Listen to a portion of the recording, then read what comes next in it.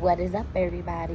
We are live in the booth, and today we're going to talk about Cancer rising.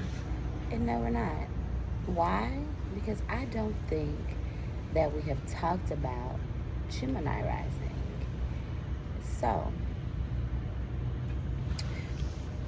for those who have a Gemini rising, which you would only know if you have a Gemini rising through pulling up your chart on astro.com, or you could know this by finding your time of birth on your birth certificate. If you don't have your time of birth on your birth certificate, there are ways that you can learn that on how to rectify that time. However, I have not reached that specialty level yet, so I don't know how to do that.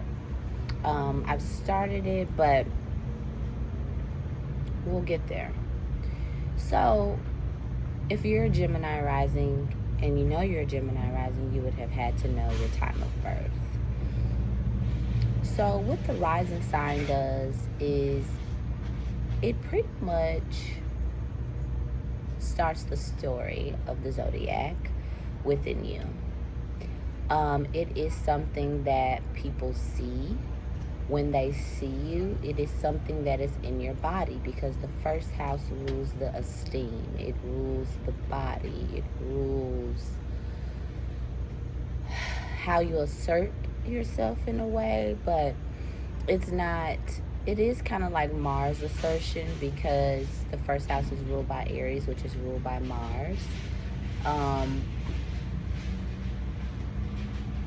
But it's how you assert yourself, just naturally.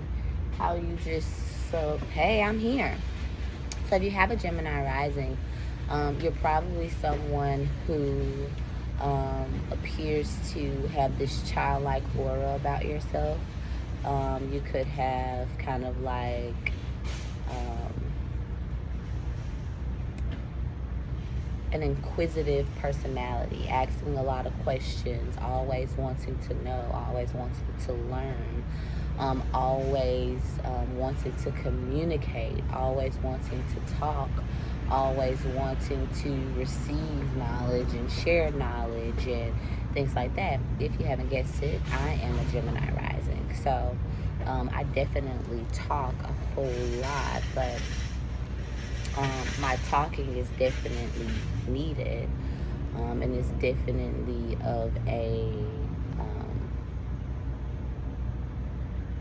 special component. So it's like it's a special talk, like Jay-Z says. So Gemini rising. So that Gemini is there in the first house. So like I said, you may talk, a lot. You may always be wanting to learn, very inquisitive. You may move pretty fast. You may like to move your arms. You may talk with your arms and talk with your hands.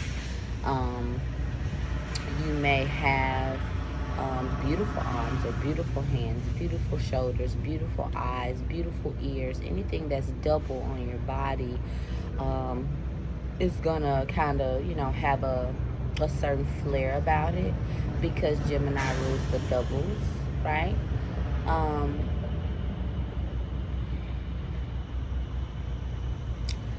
Also, this is a person who should pay attention to their nervous system. We all should pay attention to our nervous system, but specifically Gemini risings, because Gemini rules the nervous system. It rules the breath, which is so very important. It rules the lungs, and the breath that we're able to take in within our lungs and release in through our lungs.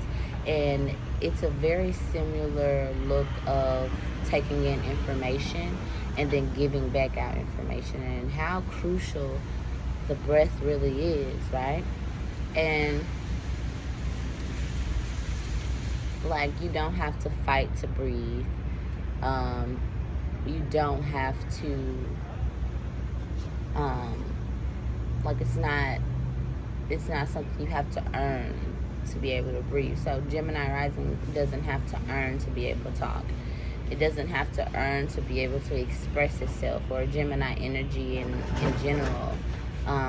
It just has to get still and get calm using the breath before it starts to speak these things. Because if not, whatever it is that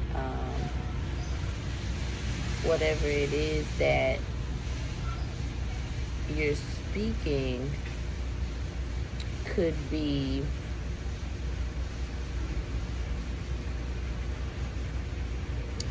translated or felt in a different way if you don't really get that nervous system together first, right? Moving on to the second house. I want to try to keep the videos concise. Moving on to the second house, you have Cancer. So Cancer in the house of values, because we a lot of times we look at the second house as if it's the money house. You can refer to my video about the second house in that time and space. I don't know what I was saying, but now we know, and now I know, because your knowledge increases and things like that. But we know, so Cancer being in the house of the second house lets you know that Gemini rising people, they value their family a lot. They value people who are family to them, who are familial to them a lot. They get a lot of their gifts and values from the family, from the lineage. They value their intuition. They value their feelings. They value their emotions. And I feel like a lesson for the Gemini rising is to go with what you're feeling.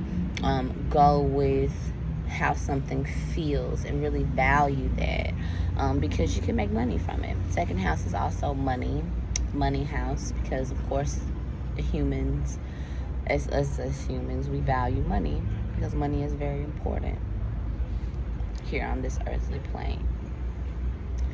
And so we value it very, very much. And so that's why the second house is often correlated to money, because we value money a lot. So someone that has Cancer in their second house is going to be making money through Cancer type of things: mothering, nurturing, love, emotions, feelings, really being someone that brings comfort and gets paid for it,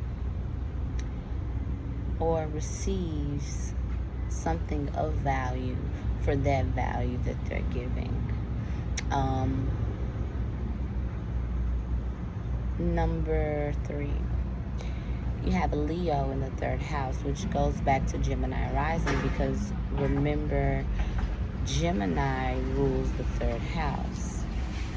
So when you get to Gemini's house, the energy that is in Gemini's house is Leo energy. So that's Gemini's house. Gemini owns the house. Leo is renting the house, and it's occupying the house. So the energy of Leo is loud, proud, boisterous, playful, very childlike, very talented, very creative, very attention receiving. So someone with a Gemini rising, that's going to let you know that you're going to be receiving the Leo-like treatment from the things that you say, from how you look when you show up, from the questions you ask, from the conversations that you have. The conversations that you have are to be displayed. Now, they don't have to be displayed in a large audience or a large crowd. They could be displayed right in front of your family and friends, because the third house is also family and friends. It's also close, not necessarily family, but it's close friends, close colleagues, people who are your siblings, people who are your cousins, people who are close to you. That's what the third house represents. People who you're having communication with, who are close to you. They're not far away. They're not Sagittarius, so they're in close proximity. And then you have Leo occupying that house. But remember, Gemini is the owner of that house. And you have Leo occupying it. So you're the star. You're a star in that space. You're a star in that communication space with those people, with those surroundings. You're a star at, when you show up in places, there's a star element. Because remember, we go back to the Gemini rising, which is the first house, right? So that's connected to the third house because Gemini is the owner of the third house. However, it's occupying the first house. It's not the owner of the first house. It's just occupying the first house. So when you go to where it actually owns in the third house, it has this energy of Leo in it. So those two are connected. So talk your shit, pop your shit, Gemini rising, please do. And make it theatric. Like, give us the drama, because you're gonna give us the drama. It just is what it is. Leo is definitely dramatic. It's performing arts, it's dance, it's creativity, and all the many different facets that creativity shows up. So then we move to fourth house. So fourth house, which is the house of the family, is in the house of family, lineage, roots, upbringing. It's in Virgo. And this is also the IC, which the IC is just the bottom of the chart, which is seen at home. It's the bottom of the chart that's seen at home, seen in your house. A Virgo IC or a Virgo fourth house is a person who, in their home, it's a lot of adjustments going on. It's a lot of analyzing going on. It's a lot of understanding of this energy and that energy going on. It's a lot of analyzing things that are not seen and analyzing things that are seen. It's a lot of managing the books. It's a lot of organization. It's a lot of this goes here and that goes there. It's a lot of we have a certain schedule that we follow in the home. It's a lot of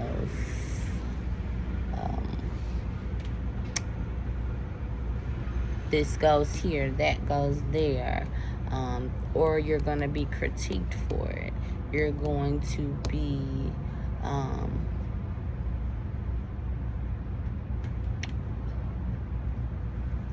critiqued for pretty much everything that you could potentially do, but critiqued in the way that this person wants you to gain perfection. This person wants you to be close to perfect, that person, and eventually that moves on to yourself. Virgo fourth house, Virgo IC, it wants perfection, and I feel that it can achieve perfection, especially from the household. It's very orderly, because when you look across the street from it, because remember, these are houses, so when you look across the street in the 10th house, you have Pisces, which is the ultimate creator, the ultimate creative energy. And if you're going to be creative on the world stage, you have to be organized at home.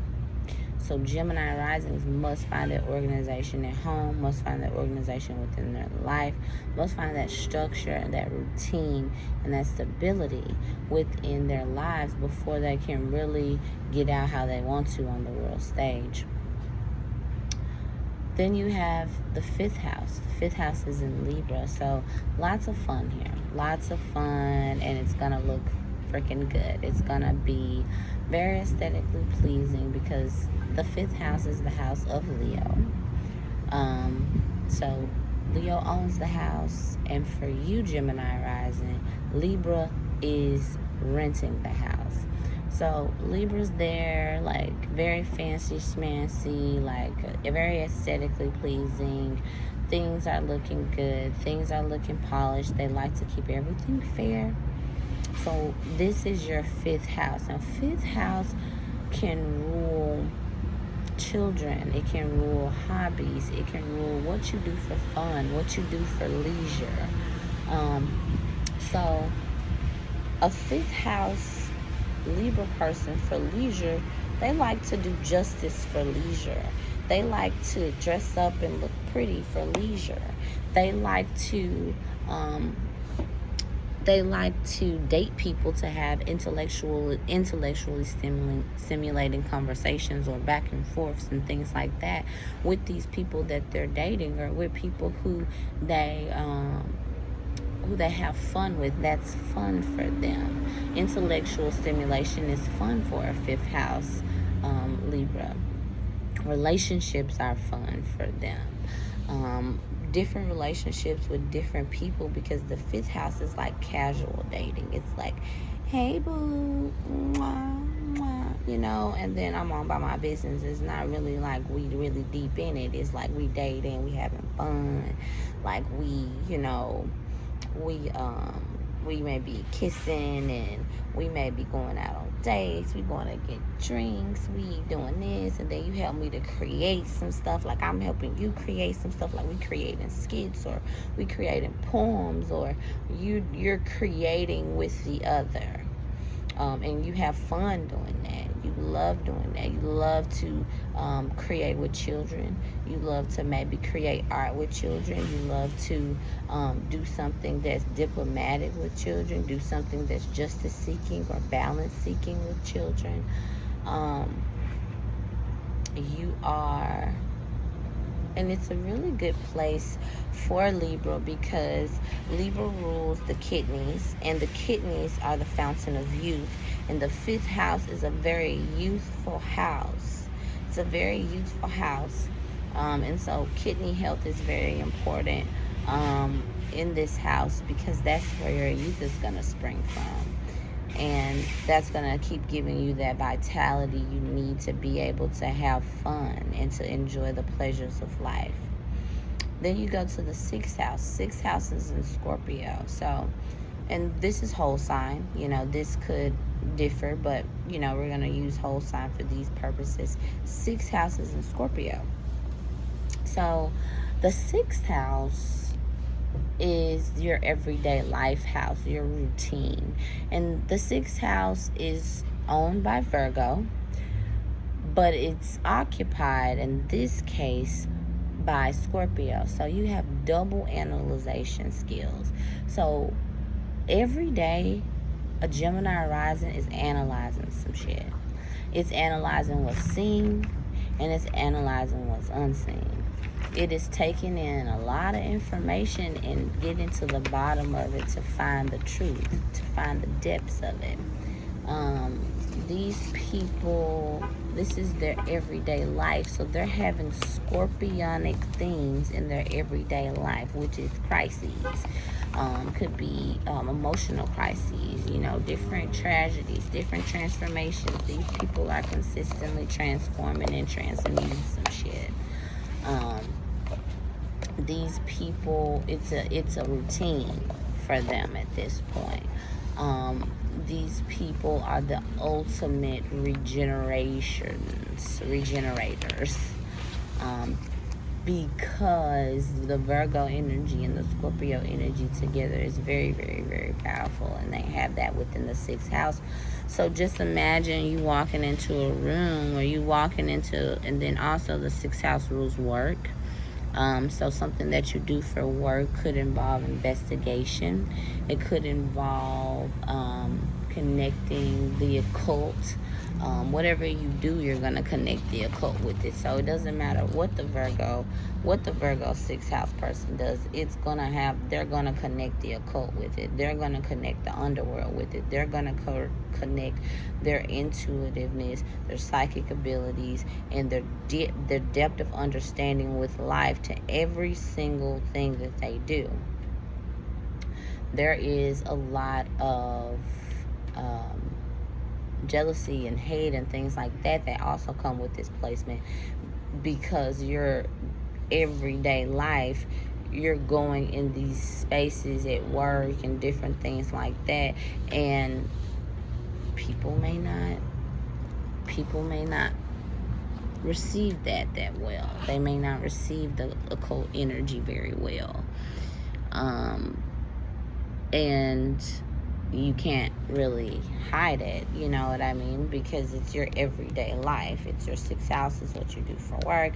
It's also your health. So these people have to make sure that they're focusing on their reproductive health, focusing on the health of their genitals and their private, intimate area, their sacred glands. They have to make sure that they're taking good care of their sacred sexual glands, which, you know, not having a lot of sex with a lot of different people, not receiving energy that could be detrimental to the reproductive system. Really keeping a whole and keeping a watch and keeping a good mindset and a positive mindset on the reproductive system, and then also utilizing herbs or different utilizing herbs or different medicines from the earth to be able to heal things that you have going on with the reproductive system, because Virgo is all about that healing and that servitude. These people are definitely everything that they do on a daily basis is through service, is a part of service. And so once again, Virgo is also going to be ruling those herbs, you know, and those things that we use from nature in order to be able to heal and serve. So you got your 7th house in Sagittarius. So the 7th house is the house of the others. Libra owns this house, but Sagittarius is renting it. So your partnerships with people will be with wise people who you learn things from. People who you know, who are not necessarily, you didn't grow up with these people. These are new people that are coming into your life. They say the 7th house is the house of marriage. I think that it's definitely the house of partnerships. It's the house of people who you do business with, who you have merchants with. It's the house of people who you have even exchanges with, because remember, Libra is that balance scale, and Libra rules the 7th house. You may trade off information with people, trade off wisdom for people. You give people wisdom, people give you wisdom. Your husband or your wife is going to give you wisdom, you're going to give them wisdom. You all are going to have some spontaneous times together. Sagittarius is spontaneous. It's a wildfire. It wants to enjoy knowing the truth, preaching the truth, and living the truth, and really embodying everything that it found out when it was in the dark of Scorpio. Now it knows the truth of this life, because it's died, it's been through death. So now it knows the truth of this life, and the truth is you want to enjoy it. You want to freaking enjoy. That's why Sagittarius are very lively people. They're very happy people. They're very jovial. So your spouse or the person who you'll be with is a very jovial person, or you all will create a very jovial experience, a very childlike experience, a very just enjoyable experience, traveling here, traveling there, doing this, doing that, and really just exploring and learning life together. This person will teach you a lot. Whoever that spouse is, or whoever that you come into contact with, that you have people that you come into contact with that you have contracts with, because 7th house also rules those like paper contracts. Yes. So, and Sagittarius is here. So you may receive higher education with this person. You can meet this person while pursuing higher education. This person could be a foreigner. If this is your husband, wife, you may, just have a lot of exchanges with people who, like I said, you didn't grow up with. People who are foreign to you and you're foreign to them. And you all will expand together. The people that you do business with, you all will expand together. So now we go to the 8th house, which, we talked about paper contracts. Now we're talking about soul contracts. We're talking about the real nitty-gritty of the other and your connection with the other is in Capricorn.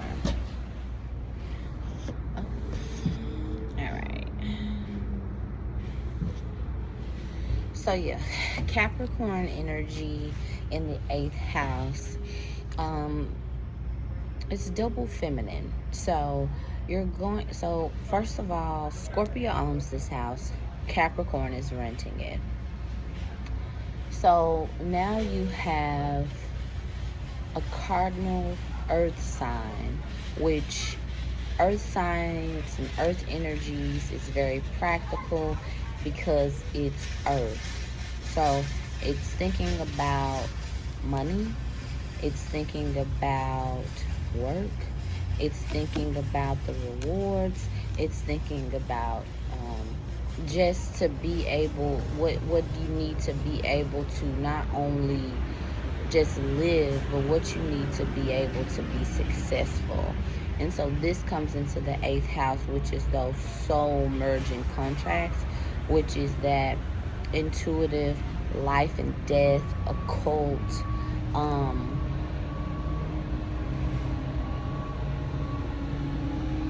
sex, just different taboo topics in general.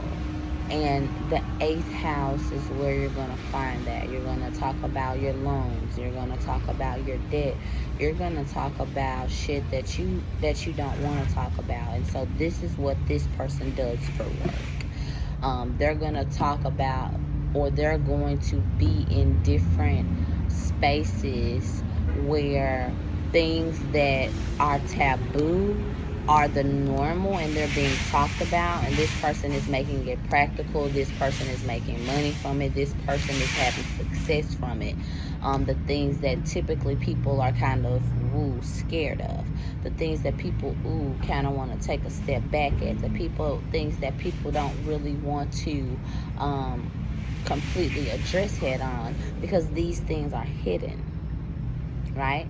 So this person could be doing some type of secret work. This person could do some type of like sex work or something like that, and they're making a killing from it. These people could be doing things in a secret space when it comes to work. And when it comes to how they make their money and how they make it practically. These things are of the occult. And so Scorpio owns the house. So where is Scorpio in the chart? Scorpio, remember, was in the 6th. So there's a lot of analyzing. There's a lot of occult work. And this is an everyday thing because Virgo is habit. And so then you come to Capricorn, and then Capricorn, the next earth sign, is actually within the house of Scorpio. So that lets you know that whatever you're doing is a cult. Whatever you're doing, you're bringing a cult to it. And it's in the secret. It's in the shadows. It's in the dark. You will merge with people, like really merge. It's a merging house. You will merge with people who are successful. You will merge with people who are what you're about, as far as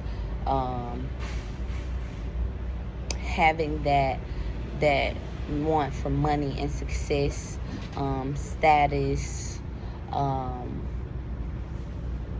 just those different emblems that symbolize things within this world. And it'll take some time to get there because Capricorn is ruled by Saturn. So Saturn makes the journey a little bit longer. So the destination, once you get there, because we know that it's all about the journey. And Saturn blesses us with restrictions and limitations and perceived failures and things like that, because Saturn is really blessing us to enjoy the journey, to do the work, and to have the rewards that you get from the work that you're doing until you get to where you want to go. Saturn is really a blessing sign. It's a energy that guarantees success, because the success is in the journey. So, boom. So then you got your 9th houses in Aquarius. So at times you could be distant. You could be perceived as weird in your teachings, weird in the way that you teach, weird because you're having fun, weird because you're jovial, weird because, you know, you got some shit to share. Voila, magic, honey. So what happened was, we was talking about the 8th house, and I felt like, okay, really, I just had to go. But now I just feel like it's transformation. After the 8th house, boom, boom, boom. All right, so let's get back into it. 9th house. So the 9th house is the house of Sagittarius. However, with Gemini Rising, Sagittarius is the owner. Aquarius is going to be the renter. So with Aquarius being inside of the 9th house of your father's karma, expansion, higher knowledge, you're going to be learning things that are very eccentric and eclectic, things that are going to be for the betterment of the community. Things that are going to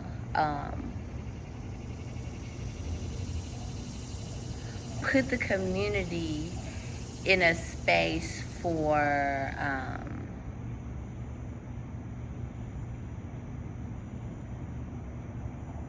truth, for having the truth of life. Because remember, we talked about Sagittarius, and we talked about Sagittarius as knowing the truth and wanting to preach the truth.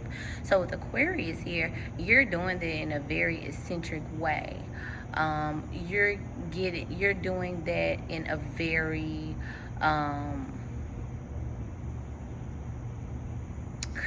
it's not creative necessarily, but it's a very eccentric way, and it stands out from the crowd. So when you preach your shit and you pop your shit about the truth, it's eccentric, and it's different, and it's humanitarianism. Like, everything that you do to expand, like, it's for the greater good of the collective. It's for the greater good. And Aquarius is the water bearer, so the water that is giving is divine nectar, and it gives the divine nectar to the gods. So people that are typically listening to Aquarius or around Aquarius or things like that, they're going to hopefully be transformed by the nectar that the Aquarius gives them into the god or goddesses that they're supposed to be.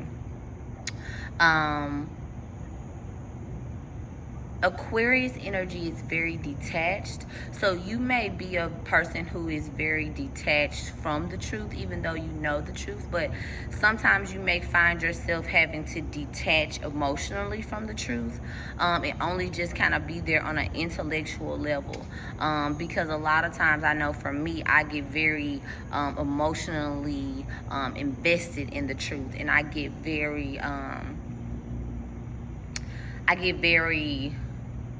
emotional about the truth. And so as the Aquarius energy, which wants me to, this is how I'm going to expand, and it's where my north node is. I have to release so much emotion from around the truth, so much dramatics and things like that from around the truth. Like, just speak the truth, get the divine nectar, and then detach and move on from it. And so people who have Gemini rising and then they have Aquarius in the 9th house, that is something to take heed to. So moving on to the 10th house. So you have Pisces in the 10th house. And so Pisces, of course, is the ultimate creator, like we talked about. And Pisces, if you've ever seen the symbol of Pisces, it has those two like lines. But those two lines are two fish. And one is living and one is dead. And so Pisces reminds me of this, because everything is connected to each other. It's in and out from this realm to that realm. And so when we say the different realms, we're talking about life and death, but we're talking about the physical and the spiritual. We're talking about what you can see and what you can't see, the seen and unseen, the conscious and the unconscious. And so when you have this on your 10th house, there are things that, because the 10th house is your public stage, so many different people have many different things to say about you, depending on when they met you, depending on who you were in that space. Because Pisces is it's a fluid sign. So there's a lot of fluidity on the way that you show up in your career. There's a lot of creativity. There is a lot of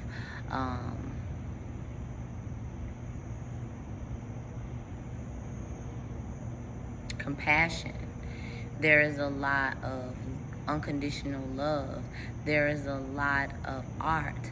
There is a lot of feeling and emotion, and even that servitude, because it's the opposite of Virgo. So even still, that same servitude is still very present in the world stage and how the world views you.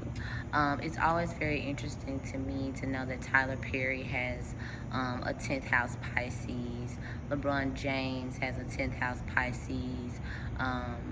Michael Jordan has a 10th house Pisces. And when I think about these people, I definitely think about mega superstardom, but I think about what their superstardom actually means to the world.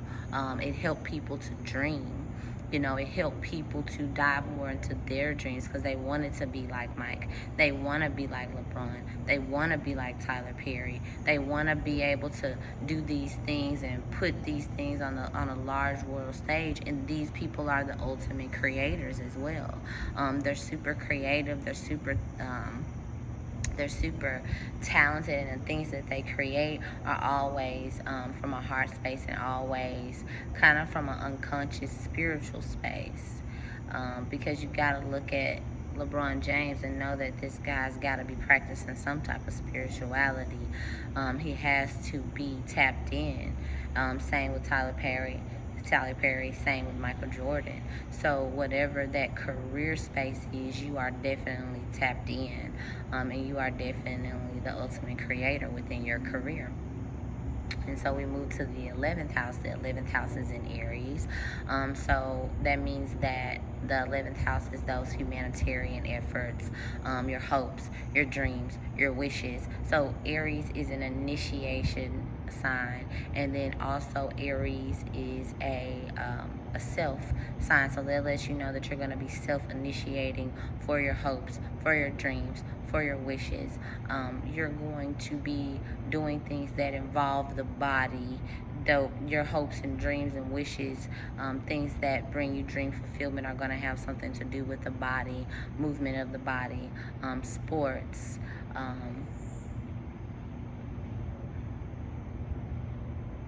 the raw animal instinct in which all humans house. That's going to be something that brings you your hopes, your dreams, your wishes. You utilizing your instincts. You utilizing what comes very natural to you. And then also this can be a lot of competition, because Aries is a competitor. The Aries energy is very competitive, and so either you're very competitive or you're in a space where there are people who are very competitive. And so with that being said, you know, you can just choose where you want to be on that. Choose how do you want to compete. Do you want to compete against others, or do you want to compete against yourself? Do you want to, you know, how do you want to express that energy? Because the Aries energy is a very active energy. It's a very get it going energy, because it's cardinal. So it's a very let's go, like instinctual, like not really thinking about the down the line and things like that. We're thinking about the right now. We're thinking about the instinct. We're thinking about pushing the pedal to the metal and go and get it. And so that's how you feel about your hopes and dreams. Then we get to the 12th house. 12th house is the unconscious.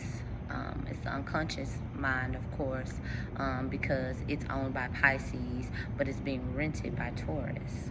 So Taurus is a sturdy sign, right? So your spirituality is very sturdy.